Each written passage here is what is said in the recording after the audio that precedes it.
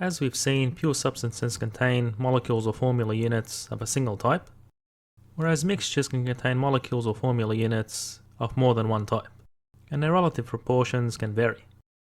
So here's an example of table salt or sodium chloride dissolved in water. So effectively we have the hydrogen molecules surrounding the sodium and chlorine ions. And here we have the oxidation of ammonia. So in this mixture we have ammonia and oxygen gas molecules. And here we have the combustion of propane and butane. So here we have propane molecules, butane molecules, and oxygen molecules. And here, butane has two formula units, because we can reduce it to two molecules of C2H5 where the smallest whole number ratio of carbon to hydrogen is 2 to 5. And we can do an elemental analysis to determine the relative number of atoms in the substance and its purity, which we'll do in a few examples.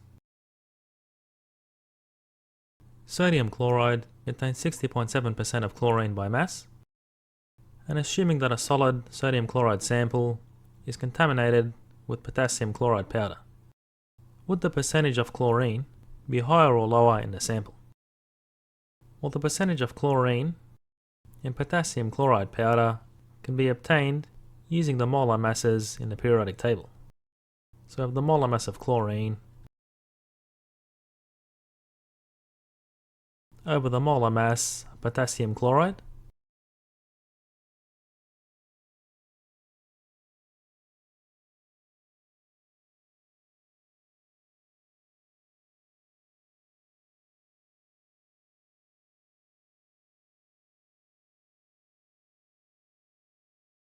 which gives 47.6% of chlorine in potassium chloride. So therefore, given this percentage is lower than a percentage of chlorine in sodium chloride, then we expect that the percentage of chlorine in the entire sample would be lower. And really have a think about this. A potassium powder comprises 41.1% of potassium by mass.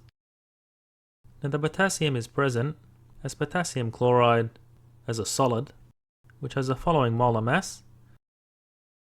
And how many grams of potassium chloride are in the powder? Well, we can obtain the mass of potassium in the powder using the percentage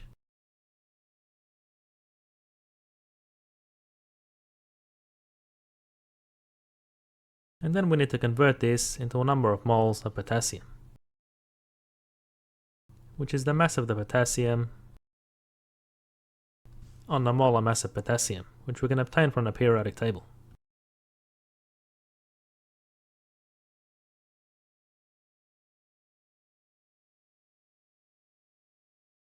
And we can see that 1 mole of potassium chloride has 1 mole of potassium. So therefore the mass of potassium chloride is equal to the number of moles of potassium, and we multiply this by 1 mole of potassium chloride per 1 mole of potassium.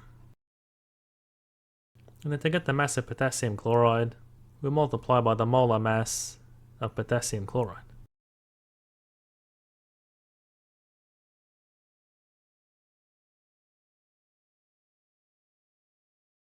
So the moles cancel,